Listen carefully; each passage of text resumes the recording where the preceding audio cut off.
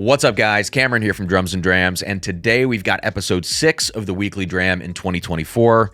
Now, at the beginning of this episode, I wanted to take a second to kind of reiterate the whole point of the weekly Dram. I got some questions last week on that episode, people wondering why the tasting portion of the review didn't start until something like 5 minutes into the video, and that's because the weekly Dram was not designed to just be a tasting review or anything like that. The goal was that this could be a weekly check-in on the channel with subscribers and Patreon members and just people that might be interested to not only do some sort of tasting in most of these videos, but to also recap the previous week, maybe address some comments that I saw throughout the previous week, and then also preview the upcoming week, whether that's regarding the live stream or videos I know I'm going to drop, things of that nature. And to that end, I've included in every one of these videos in the description a set of timestamps so that you can skip along. If you want to miss what I'm saying right now, you can click through and just get to the review. And in the case of today's video, that review is going to be Elijah Craig Barrel Proof Batch A124. I know a lot of people are going to want to see that. They're going to stumble upon this video and they don't want to hear all the fluff. That does not hurt my feelings one bit, so go ahead and skip along. But if you are somebody that's more interested in just keeping up with the channel, you tune into the live streams, you're a Patreon member maybe you want to hear about some of the inner workings or the inner thoughts, or maybe that's scary. I don't know. But anyways, I just wanted to say that at the beginning of this episode. I also want to remind folks of a couple things here. First and foremost, if you are subscribed, turn on all notifications so you get notified of when new content drops on the channel. As of right now, there's not like a weekly schedule of when I drop things, but it's been almost daily for about a month to 6 weeks or so.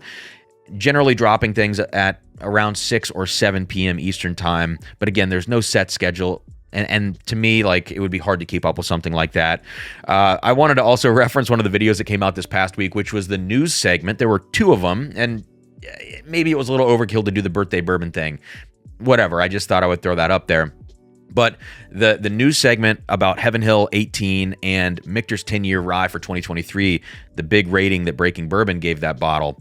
I wanted to talk about that Michter's for just a second. People are now messaging me saying, oh my God, is Michter's 10 rye H barrels from 2023, are those like the new Michter's 10-year bourbon A barrels? Look, I don't know. My Michter's 10 H barrel is on the way. I will let you guys know. There will be a review dropping this week. So there you go. That's kind of a preview of the week. But I don't know. And in fact, I can't even confirm that the bourbon, where everybody talked about the A barrels of the 23 bourbon, I can't confirm that that's true or false. My experience is that, yes, the A barrels are better. That's unblind. It's a small sample size, and I am still collecting samples right now to do a big blind side-by-side to see if the differences show themselves blind or if it is just kind of a single barrel variance and that's it. So that is going to happen. I don't know if it's this week or next week on the channel, but in terms of the rye, I have no idea. And please don't quote me as saying that the Michter's 10 H barrels for 2023 rye are honey barrels. I have no clue. I've seen C barrels. I've seen B barrels from 2023. No idea. Okay. But it does sound like whatever barrel Breaking Bourbon had, which I think was maybe 2895. That was maybe the barrel number. I can't remember exactly. It sounds like that was a great barrel. It's a single barrel product, so you never know what you're going to be getting. All right, let's keep moving here. I've got my reminders in front of me just to make sure I say this stuff. I want to quickly plug the Patreon. Again, I'm going to do this every week. We're building a great community over there, $5 or $10 a month. It's the price of 1 to 3 cups of coffee, right? Monthly. We're building a great community. Barrel picks are starting up now. Next week, I have the first barrel pick for Drums and Drams. And, we're getting the Discord going. I'm kind of cleaning some things up on the Patreon side. New welcome video, new welcome messages, that kind of thing. So please consider subscribing to the Patreon, not only as a free member. I do appreciate those guys, but also, in that $5 tier, very affordable. And I'm trying to really give you guys value for your money there. And last thing I'm going to say here before we get to Elijah Craig A124 is that a ton, and I mean a ton, of mystery samples have been coming in, and you should expect some sort of blind content in the next week or two to start up on the channel. I don't know if it's going to be like a clearly defined series or maybe just a couple pop-ups in the beginning to gauge interest and see the best way for me to do thumbnails and do titles and stuff. But I have a lot of blind samples I can do individually. I can do in pairs. I can do as flights as well. And I'm excited because I want to do more blind content on the channel. Let me know what you think about that in the comments. But I just don't exactly know how to approach it yet. And so there's going to be a little experimentation here in the beginning of that process. So now let's get into this review. This is, again, Elijah Craig batch A124, the youngest and the second lowest proof, I believe. Yeah, I think that's right. 10 years, 9 months age stated at 119 proof even, which is 59.5% ABV. Look, I am not somebody that is going to judge a book by its cover.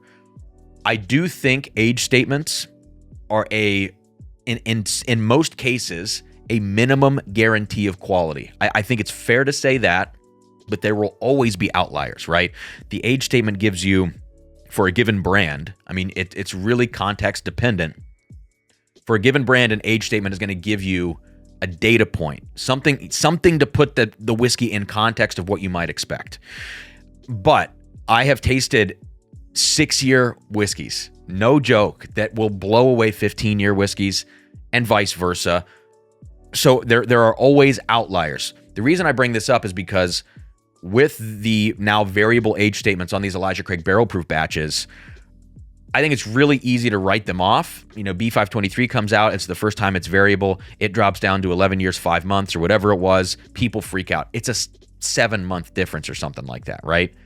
Not the biggest deal. The fear always was that it's going to continue dropping. C923 was like a little treat they gave to us. And now A124, it drops even lower than B523. But it could be an amazing batch. I don't know. I just want to put this out there to say, taste for yourself. Don't judge a book by its cover. But at the same time, understand that the importance of age statements, are that you do get some idea, some minimum guarantee of quality or minimum expectation, however you want to put it. And I think that's what they're really good for with a product like this. I'm happy if Elijah Craig Barrel Proof is now going to experiment with different flavor profiles and have a little more freedom with the blend. That's super cool. I would actually even love it if they came out and talked more about that process, if that's the case. Hey, we're going for this profile, therefore we use these kinds of barrels, and this is what you can expect. I would love that. I think that would be really cool for the consumer, for the enthusiast. As of now, we're just looking at the proofs, we're looking at the age statements, and now we're looking at the whiskey. So let's get this thing on the nose and see how A124 stacks up. All right, first impression. 3 things. Let's see if I can remember all of them. First, chili pepper spice. Like a big, distinct spiciness to this that I would categorize as chili pepper. Number 2, it feels very surface level. And what I mean by that is there's not a lot of dark, rich flavors. This feels kind of like toasty brown sugar and peanut brittle. So not like deep, rich oak or rich leather. I'm not getting a lot of that. And the other thing is it feels, I don't want to say artificially sweet, but it feels like sugary sweet. Like there's going to be this granular, sugary sweetness to it. So on the nose, first impression is kind of on the lighter side. Maybe the age plays into that a little bit. It's not super rich. Maybe the proof plays into that. I don't know. But first impression on the nose, it smells fine. It smells like decent barrel proof whiskey, but it's not the Elijah Craig barrel proof I know so many people are coming to expect from this brand after the history of this brand. In the new bottle since 2017, we have an expectation. 2020, after that, once we get into 2021, the expectation shifts, quality shifted. I mean, it's pretty obvious at this point that there was something that happened there. And with C923, now we have a really big expectation set for where this brand can go in the future. But first impression is this is very, very middle of the road. Yeah, and I would say 2 other things here. First, I'm getting a lot of orange on this, and there are some batches from 2021 that I've had similar experiences with. You get a lot of this orange note, and also, I mentioned a toasty brown sugar thing. There is definitely a toasty, almost burnt aspect to this. Again, reminiscent of some of those 2021. So, not great on the nose for me, but let's get it on the palate now and see what we get. Cheers.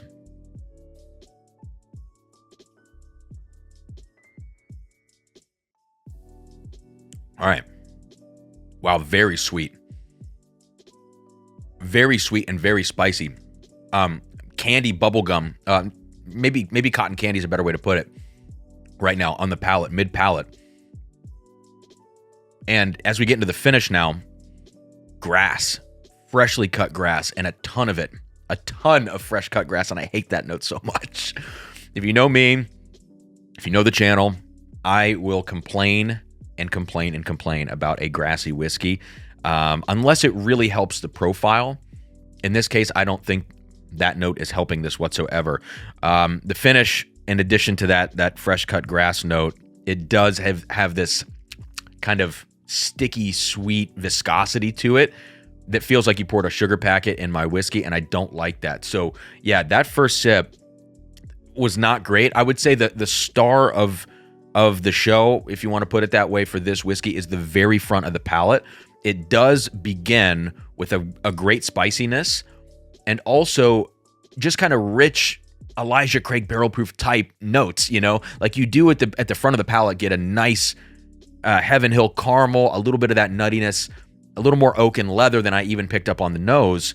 But as the development starts, as you take the sip, it just kind of falls apart. It gets worse and worse. So yeah, that is not my favorite Elijah Craig barrel proof. It's towards the bottom, if not the bottom of the barrel for these. Let's do one more sip.